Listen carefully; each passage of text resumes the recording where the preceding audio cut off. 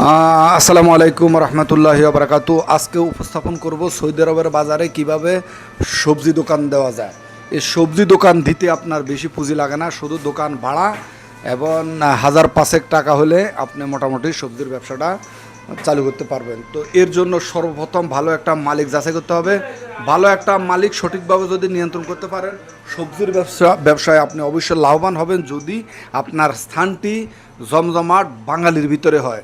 আপনি বাঙালির ভিতরে যতটা লাভবান করতে পারবেন, যতটা জিনিসটা চলবে, এটা কিন্তু দূরের কোথাও এরকম চলবে না। মানে খালি ময়দানে তো এরকম আর চলা সম্ভব না, পরে আমার দোষ দিবেন না।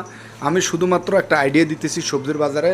এরা সবজির বাজারে এই জায়গার মধ্যে বাঙালি এরিয়া, যার জন্য এইখানে আপনার একটা সবজি দোকান তারা দিয়েছে, অনেক দিন হয়েছে। মোটামুটি সবজির ব্যবসাটা চলে ভালো, কিন্তু এটাকে সম্পূর্ণভাবে নিয়ন্ত্রণ করতে হবে আপনি নিজে, এবং কি আপনি শ্রম দিতে হবে। শ্রম না দিলে কোনো কিছুতে সফল হবে না। তো যারা যারা সবজির ব্যবসা করতে চান, কোনো একটা কিছু করতে চান অল্প পুঁজির ভিতরে, সবজির ব্যবসাটা আমি আপনাদেরকে করতে বলবো, তবে সঠিক স্থানে ভালো একটা মালিকের নিয়ন্ত্রণে। আজকে এই বাজারে কি কি আছে তাদের এই শপে দেখাবো, চলুন।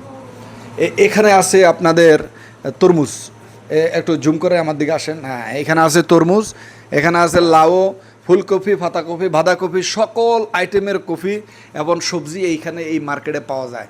ভালো দিন এই সবজিগুলো থাকে, নষ্ট হয় না সহজে, কারণ এখানে ফ্রিজিং যে ঠান্ডা যে ব্যবস্থা, ওই ব্যবস্থাটা খুবই দারুণভাবে নিয়ন্ত্রণ করা হয়েছে। এই যে বাংলাদেশের কচু এখানে, বাংলাদেশের মাইরা এখানে, বাংলাদেশের কচুর ছড়া এখানে, আর এখানে এই যে মিষ্টি কমলা, বেগুন, করল্লা যা আছে এখানে, অনেক সবজির নাম আমি নিজেও জানি না। এই যে বাংলাদেশের এই যে ক্ষেতের যে শসাগুলো এখানে, এগুলো আছে।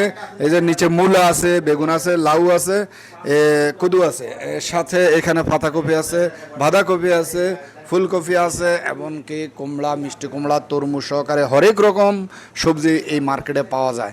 তো খুবই অল্প পুঁজিতে এই মার্কেটগুলো আপনারা চালু করতে পারেন। যারা যারা বিজনেস করার ইচ্ছা আছে, ব্যবসা করতে চান, কোনো একটা কিছু করতে চান অল্প পুঁজির ভিতরে, সবজির ব্যবসাটা আমি আপনাদেরকে করতে বলবো, তবে সঠিক স্থানে ভালো একটা মালিকের নিয়ন্ত্রণে।